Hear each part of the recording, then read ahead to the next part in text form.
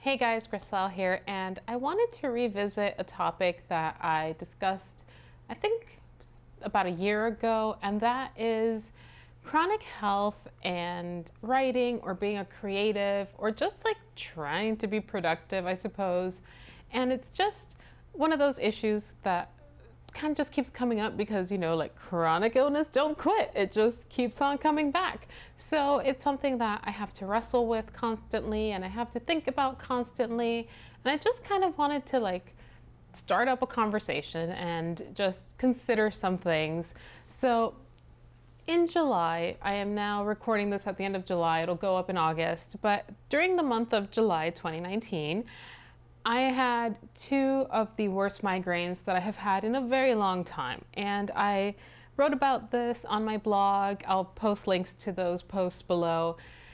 But I had a massive migraine, the likes of which I had not had in years, which required me to end up in urgent care, getting a shot of triptans to ease the pain because it didn't actually make the pain go away. And just this last week, I have now, as of today, come out of a 5-day migraine that was varying levels of intensity coming and going, and then a solid 48 hours of throbbing pain that was not responding to anything.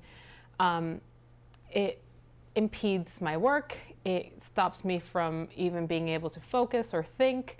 I have pain, but also extreme exhaustion. When I get my migraines, I get days where, on top of already having issues with my tiredness because I also have hypothyroidism, I go through this muscular, deep-seated fatigue where I have no energy and all I can do is lay around. I can't move, I can't think, I can't do anything. My joints hurt, especially my wrists. For some reason, my arms feel extremely heavy, but my wrists particularly feel really achy, and I just kind of can't do anything.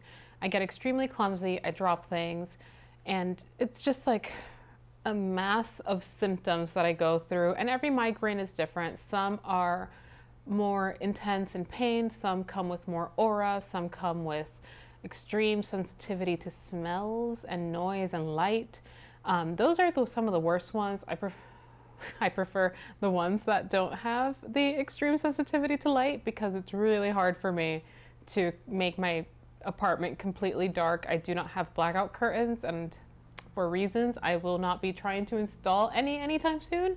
So darkness is an issue for me. So yeah, I kind of wanted to talk about the experience of going through something like this on top of having my ongoing chronic illness, which is hypothyroidism, which does cause me to have issues sometimes with focusing, concentrating, and just getting the energy to get up and write. I feel a sense of guilt often when I am sort of laid out with a migraine. And this was a topic of conversation that came up recently in Migraine Buddy's Instagram feed because I do use that app.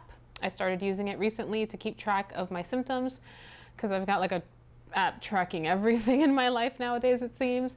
But Migraine Buddy is designed to help you track all kinds of aspects of your migraines. I had tried doing this on paper and I was like, oh, this is impossible because there are just so many symptoms and triggers. So that app helps you kind of track everything in a way that is in one place, and it does reports and stuff like that. So I've been trying to do that, and they had a conversation started on their Instagram about guilt, the guilt that people experience after having to not go to events or cancel a party or tell their friend that they can't make it for a dinner or whatever because you just can't. You can't drive, you can't move, you can't think, you can't do anything. And that's a feeling that I get not only in just the day-to-day aspects of my life, not being able to do stuff at work because I can barely stand to drive there and sit in one spot. I do take time off on the days when it gets really bad, or on days if I have to take a triptan or something and just can't drive, then I do take time off, and I'm always grateful for the fact that I do have a job that allows me to do this. I know that there's a lot of people who don't, my mother included, was not the kind of person who had the privilege of having days off when having her own illness issues. And it's something that I'm extremely aware of every time that I do have an attack. But I also just feel like sometimes I want to do so much, and I want to do more, and I want to write. And that's for me the biggest area of concern, because I feel like here's this life goal that I have, and my misbehaving brain can't let me do it. Because if I can't stare at a screen, how am I supposed to write? I can't look at a piece of paper. I can't write physically. I can't look at the light of the screen shining back on me. In this last attack, I could barely even look at my phone. So how do you do that? How do you manage and make it work and sort of like achieve your goals and your dreams when you can't even do the day-to-day stuff?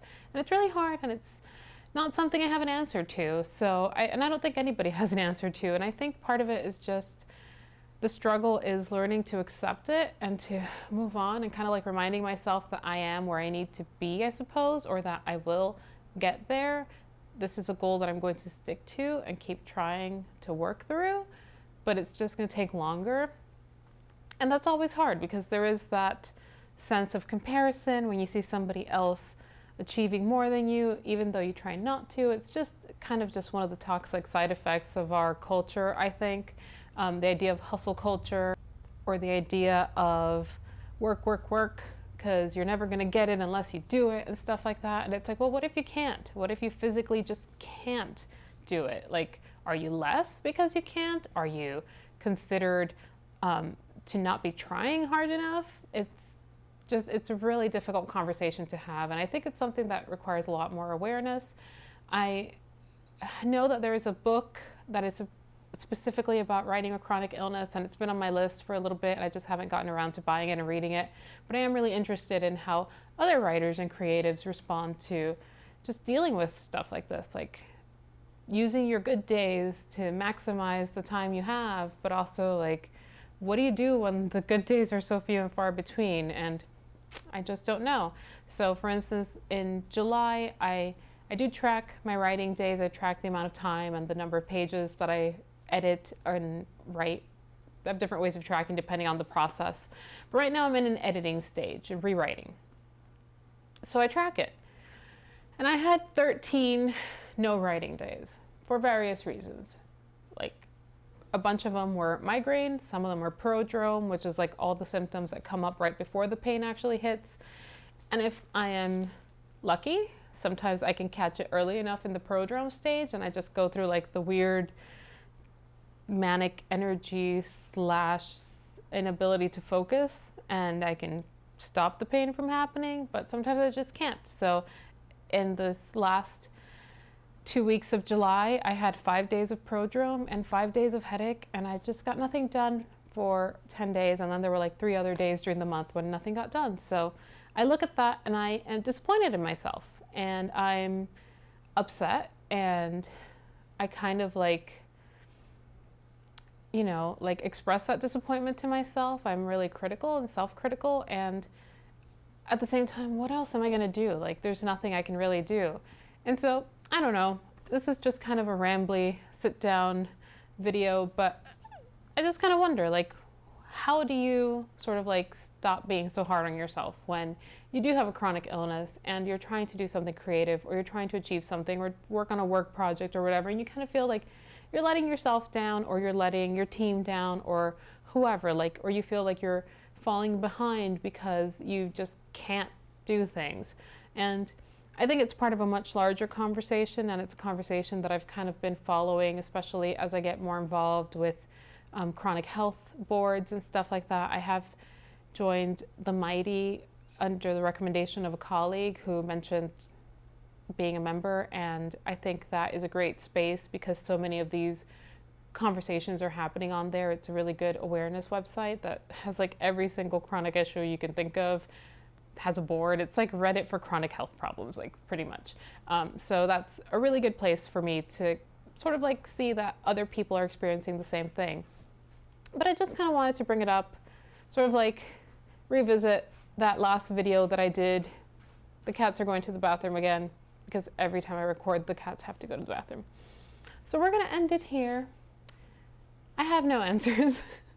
If you have suggestions, go ahead and drop them down below. It is what it is, I suppose, but it's a conversation that I think needs to be had because I'm certain there are many people with chronic issues who are trying to live creative lives and are just not really talking about it because they maybe feel like they're not being heard, or I don't know, like sometimes you just don't want to sound like you're complaining, but your health is crap.